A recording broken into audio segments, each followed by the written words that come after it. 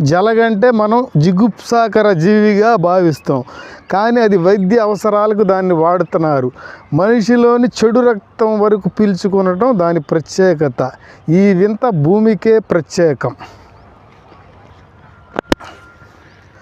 ఈరోజు మనం చూస్తున్న ఈ నిర్మల ఆకాశం, ఈ వృక్షాల సౌందర్యం, ఈ పొగమంచు, ఈ పచ్చదనంలో ఉన్న నిగారింపు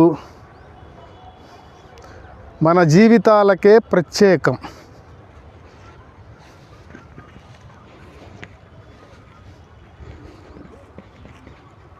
మనం జీవించినంత కాలం ఈ భూమి మీద బాధ్యతాయుతంగా అడుగులు వేద్దాం.